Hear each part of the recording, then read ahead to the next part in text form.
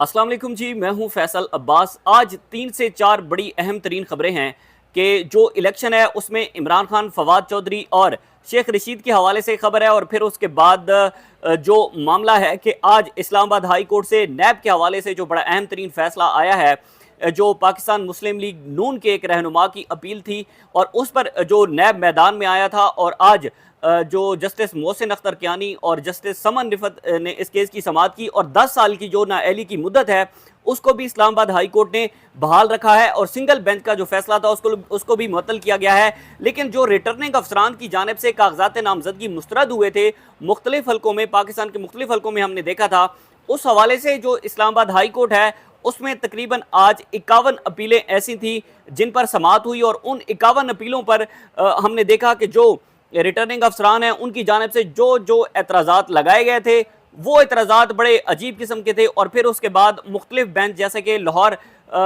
High court के अंदर और फिर उसके बाद Lahore high court Rawalpindi bench से बड़ी अहम तरीन खबरें आई हैं। ये कुछ चीज़ें हैं। सबसे पहले बात करते हैं हल्का 89 मियाँ वाली, जहाँ से इमरान खान ने अपने कागजात नामजदगी जमा करवाए थे और फिर वहाँ पर रिटर्निंग अफसरान की जानिब से उन कागजात नामजदगी को मुस्तरद किया गया। उस पर सबसे पहली खबर थी कि आज जो रावलपिंडी बेंच है उस रावलपिंडी बेंच से रिजू किया गया था।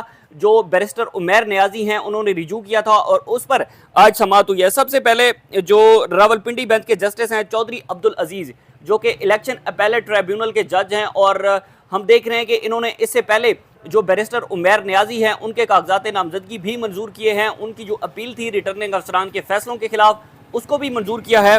तो आज इसमें अहम ये हुआ है कि इमरान खान की जो दरख्वास्त थी रिटर्निंग अफसरान के फैसलों के खिलाफ उसको मंजूर कर लिया गया है। और फिर उसके बाद जो भी रिटर्निंग अफसरान थे उनके खिलाफ रिटर्निंग अफसरान का हुक्म गैर कानूनी है और आइन के खिलाफ है। ये आज उनकी पीटीआई ने वहाँ पर इस्तदा रखी, पीटीआई के वकील वहाँ पर मौजूद थे। और फिर उसके बाद जो Lahore high court Rawalpindi bench है उसने इलेक्शन कमीशन और रिटर्निंग अफसरान को नोटिस जारी किए हैं और तमाम दस्तावेजात जो जो एलिगेशंस लगाए गए थे, जो एतराज़ात लगाए गए थे, उस पर क्या है कि आप आकर बताएं। ये बड़ी अहम तरीन डेवलपमेंट थी। उसके बाद शेख रशीद के हवाले से बड़ी अहम तरीन खबर है, वो ये है कि शेख रशीद ने अपने कागजात नामजदगी जमा करवाए थे और शेख रशीद के हल्का 57 और 56 से कागजात नामजदगी मुस्तरद हुए थे। रिटर्निंग अफसरान ने वही भोंडे किस्म के एतराज़ात लगाए, उस पर भी जो है आज समाअत हुई। रिटर्निंग अफसरान के फैसले के खिलाफ गया शेख रशीद। तो हल्का NA 56 और 57 से शेख रशीद के जो कागजात नामजदगी थे वो मंजूर कर लिए गए हैं। ये उनके लिए, शेख रशीद के लिए एक बड़ी अहम तरीन खबर थी। और फिर उसके बाद मामला है फवाद चौधरी साहब का। इसमें फवाद चौधरी ने जो अपने कागजात नामजदगी जमा करवाए थे जेलम की 2 नशिस्तों से, ये मुस्तरद हुए थे, मतलब उनका जो फैसला था वो मुस्तरद हुआ था। और इसमें मुस्तरद होने के खिलाफ जो अपील थी उस पर रावलपिंडी बेंच ने कल के लिए इलेक्शन कमीशन को नोटिस जारी किया है। और इसी के साथ उन्होंने कहा, जनाब फैसल चौधरी ने, कि फवाद चौधरी को सियासी बुनियादों पर ये विक्टिमाइजेशन की जा रही है, पॉलिटिकल विक्टिमाइजेशन की जा रही है, उनके कागजात नामजदगी मुस्तरद हुए। इन सारी चीज़ों में जो बड़ी अहम तरीन आज समाअत थी इस्लामाबाद हाई कोर्ट में, वो थी पाकिस्तान मुस्लिम लीग नून के रहनुमा फाइक अली के। उन्होंने जो उनका जो नैब के रेफरेंस के अंदर उनकी नाअहली हुई थी, नैब ने सज़ा सुनाई थी नाअहली की, उस पर आज समाअत थी। और उस पर आज जस्टिस मोहसिन अख्तर कियानी और जस्टिस समन रिफत ने उस पर समाअत की है। उसमें आज जो सिंगल बेंच का फैसला था उसको मुअत्तल कर दिया गया है और सिंगल बेंच के फैसले को मुअत्तल करके नैब की जो सज़ा थी उस सज़ा को 10 साल, यानी कि 10 साल की नाअहली पर बहाल रखा गया है। उसमें फाइक अली जो है वो अब 10 साल के लिए जो है वो इलेक्शन नहीं लड़ सकते। इस्लामाबाद हाई कोर्ट का ये ऑर्डर था। उसके बाद नैब हमने देखा कि वो जो है वो उस फैसले के खिलाफ आई थी, क्योंकि नैब से स्क्रूटनी का अमल जारी करवाया गया था कि नैब बताए किन किन लोगों को नैब ने नाअहल कर रखा है, सजाएं दी हैं नाअहली की। उसके बाद फिर इलेक्शन का अगला प्रोसेस शुरू होना है। तो नैब हमने देखा था कि हाई कोर्ट में आई थी और हाई कोर्ट से फिर नैब को आज एक हम कह सकते हैं कि एक कामयाबी मिली है और 10 साल के लिए जो सज़ा सुनाई गई थी उस सज़ा को बहाल रखा गया है। सिंगल बेंच का जो फैसला था उस फैसले को मुअत्तल करके ये बड़ी अहम तरीन डेवलपमेंट थी। उसी के साथ जो है वो आज बात करते हैं कि पाकिस्तान तहरीक इंसाफ से जो बले का निशान छीना गया है उसके खिलाफ पीटीआई इस वक्त जो है वो सुप्रीम कोर्ट ऑफ पाकिस्तान में पीटीआई के बैरिस्टर गौहर चेयरमैन जो हैं वो इस वक्त मौजूद हैं और वो जो है वो पेशावर हाई कोर्ट के फैसले को सुप्रीम कोर्ट ऑफ पाकिस्तान में चैलेंज कर रहे हैं। उसके बाद देखना होगा कि जो नैब का जो पीटीआई से बल्ला लेने का जो एक फैसला है उसमें सुप्रीम कोर्ट उसको बरकरार रखती है या फिर पीटीआई को वापस करती है। ये बड़ा अहम तरीन है। जो भी डेवलपमेंट होगी आपके साथ शेयर करते रहेंगे। मुझे इजाज़त दीजिए। अल्लाह हाफ़िज़। आज़ाद लगाए गए थे उस पर क्या है कि आप आकर बताएं। ये बड़ी अहम तरीन डेवलपमेंट थी। उसके बाद शेख रशीद के हवाले से बड़ी अहम तरीन खबर है, वो ये है कि शेख रशीद ने अपने कागजात नामजदगी जमा करवाए थे और शेख रशीद के हल्का 57 और 56 से कागजात नामजदगी मुस्तरद हुए थे। रिटर्निंग अफसरान ने वही भोंडे किस्म के एतराज़ात लगाए।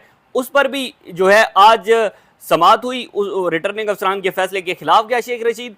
तो हल्का NA 56 और 57 से शेख रशीद के जो कागजात नामजदगी थे वो मंजूर कर लिए गए हैं। ये उनके लिए, शेख रशीद के लिए एक बड़ी अहम तरीन खबर थी।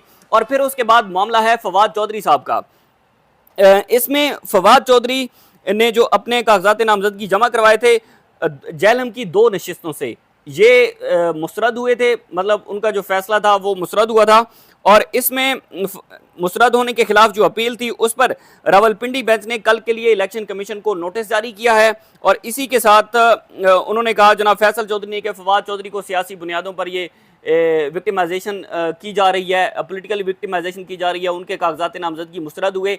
इन सारी चीज़ों में जो बड़ी अहम तरीन आज समाअत थी इस्लामाबाद हाई कोर्ट में, वो थी पाकिस्तान मुस्लिम लीग नून के रहनुमा फाइक अली के।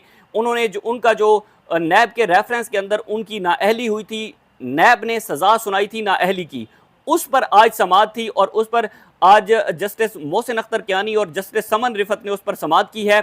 उसमें आज जो सिंगल बेंच का फैसला था उसको मुअत्तल कर दिया गया है और सिंगल बेंच के फैसले को मुअत्तल करके नैब की जो सज़ा थी उस सज़ा को 10 साल यानी कि 10 साल की नाअहली पर बहाल रखा गया है। उसमें फाइक अली जो है वो अब 10 साल के लिए जो है वो इलेक्शन नहीं लड़ सकते। इस्लामाबाद हाई कोर्ट का ये ऑर्डर था। उसके बाद नैब हमने देखा कि वो जो है वो उस फैसले के खिलाफ आई थी, क्योंकि नैब से स्क्रूटनी का अमल जारी करवाया गया था कि नैब बताए किन किन लोगों को नैब ने नाअहल कर रखा है, सजाएं दी हैं नाअहली की। उसके बाद फिर इलेक्शन का अगला प्रोसेस शुरू होना है। तो नैब हमने देखा था कि हाई कोर्ट में आई थी और हाई कोर्ट से फिर नैब को आज एक हम कह सकते हैं कि एक कामयाबी मिली है और 10 साल के लिए जो सज़ा सुनाई गई थी उस सज़ा को बहाल रखा गया है।